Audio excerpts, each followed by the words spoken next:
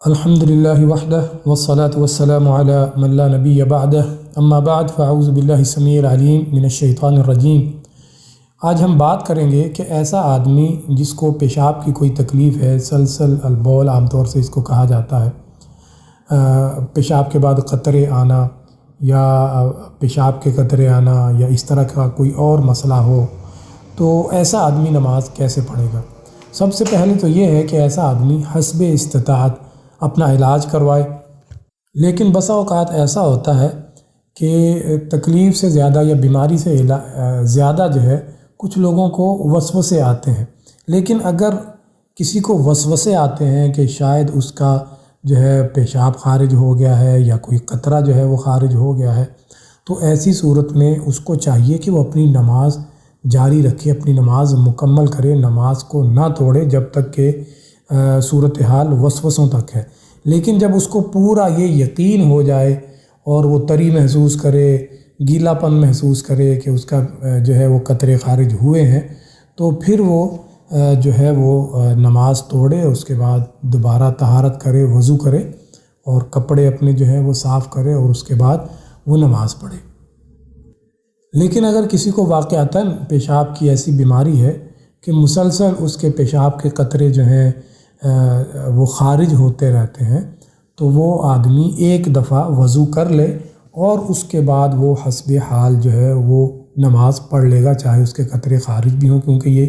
بیماری کی وجہ سے ہے۔ تو ایسا آدمی ایک دفعہ وضو کر لے اور پھر وہ اپنی نماز مکمل کرے گا ہر حال میں، چاہے اس کے قطرے جو ہے وہ خارج ہوتے رہیں۔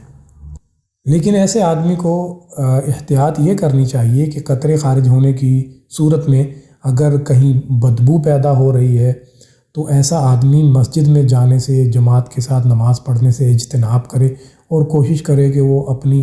الگ سے نماز پڑھ لے، گھر میں وہ نماز پڑھ لے، یا ایسا بھی ممکن ہے کہ وہ نماز جب جماعت ہو جائے اس کے بعد جا کے وہ نماز پڑھ لے، تاکہ جو باقی نمازی ہیں ان کو تکلیف نہ ہو۔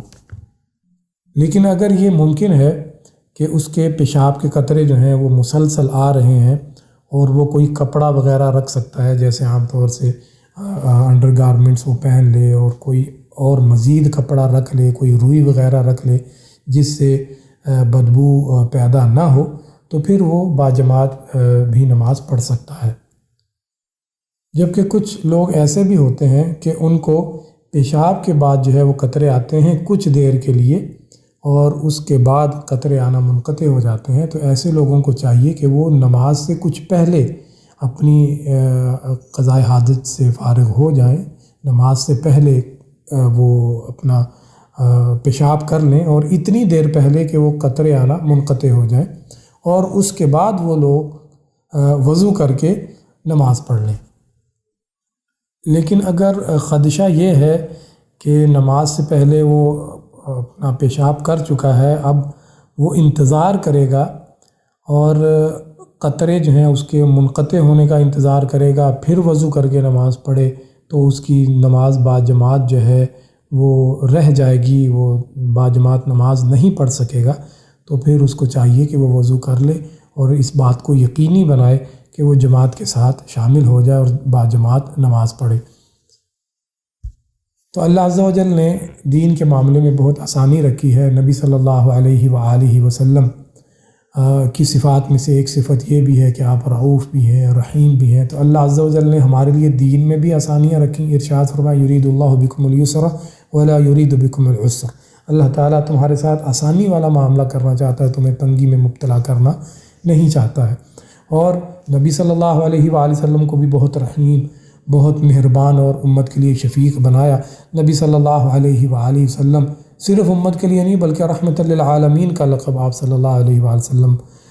کو ملا اللہ عز و جل کی طرف سے۔ اور نبی صلی اللہ علیہ وآلہ وسلم اپنی امت پر اتنے مہربان اور شفیق تھے کہ آپ نے ارشاد فرمایا اگر مجھے خدشہ نہ ہو کہ میری امت مشقت میں مبتلا ہو جائے گی تو میں ان کو حکم دے دوں کہ ہر نماز کے ساتھ یہ مسواک کریں، ہر دفعہ وضو کرنے سے پہلے یہ مسواک کریں۔ لیکن چونکہ میری امت مشقت میں مبتلا ہو جائے گی اس لیے میں ان کو حکم نہیں دیتا ہوں، لیکن جو وضو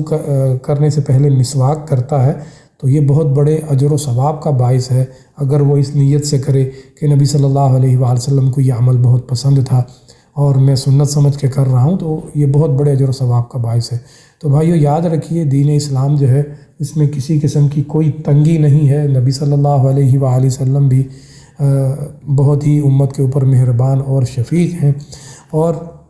جو لوگ یہ سوچتے ہیں کہ دین کے اوپر عمل کرنا مشکل ہے ان کو اپنی اصلاح کر لینی چاہیے۔ اللہ تعالیٰ سے دعا ہے اللہ تعالیٰ ہمیں دین حنیف کی سمجھ عطا فرمائے۔